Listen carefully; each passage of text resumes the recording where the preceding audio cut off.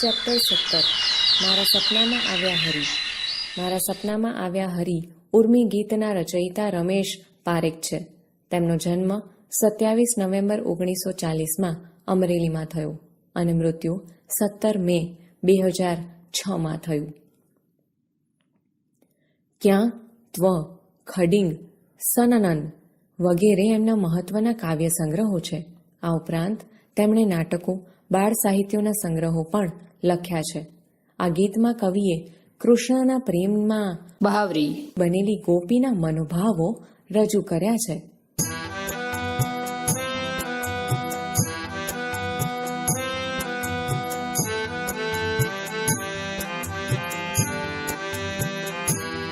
મારા સપનામાં આવ્યા હરી, મારા સપનામાં આવ્યા હરી,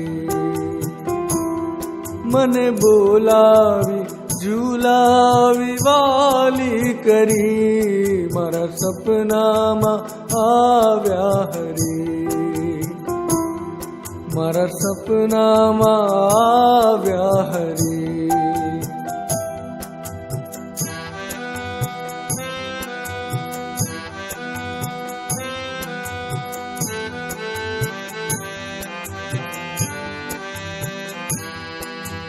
સામે મરકત મરકત ઊભા, મારા મનની દ્વારિકાના શુભા.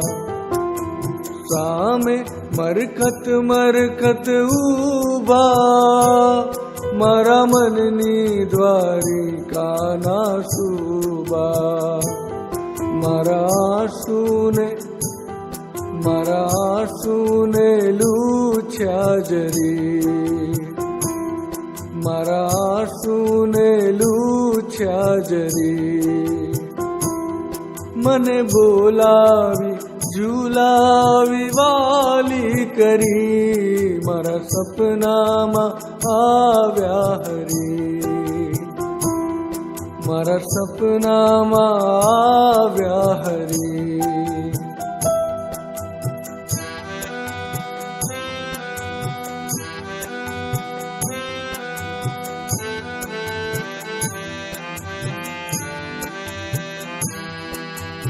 આંધણ મેલ્યા તા કરવા કંસાર, એમાં ઓરી દીધો છે મેં સંસાર.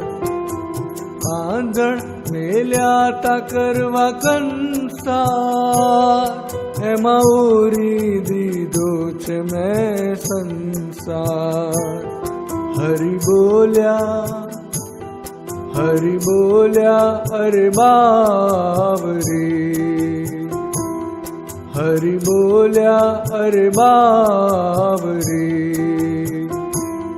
મને બોલાવી ઝુલાવી વાલી કરી. મારા સપનામાં આવ્યા હરી, મારા સપનામાં આવ્યા હરી. સમજૂતી. પહેલી પંક્તિ. મારા સપનામાં આવ્યા હરી, મને બોલાવી ઝુલાવી વહાલી કરી. આ પંક્તિમાં કવિ કહે છે કે આજે મારા સ્વપ્નમાં શ્રી હરિ આવ્યા. તેમણે મને બોલાવી, હિંચકે ઝુલાવી અને પોતાની વહાલી પ્રિયતમા બનાવી. બીજી પંક્તિ. સામે મરકત મરકત ઊભા, મારા મનની દ્વારિકાના સુબા, મારા આંસુને લૂછ્યા જરી. મારા સ્વપ્નમાં હરિ મારા મનની દ્વારકાના રાજા મારી સામે મંદ મંદ હસતા ઊભા રહ્યા છે. તેમણે મારા આંસુને સહેજ લૂછ્યા. ત્રીજી પંક્તિ. આંધણ મેલ્યા તા કરવા કંસાર, એમાં ઓરી દીધો મેં સંસાર. હરિ બોલ્યા અરે બાવરી. આ પંક્તિમાં કવિ જણાવે છે કે આ મંગળ પ્રસંગે મેં કંસારનું આંધણ મૂક્યું હતું, પણ એમાં મેં મારું સમગ્ર જીવન સમર્પિત કરી દીધું. આ જોઈ હરિ બોલ્યા અરે ઘેલી.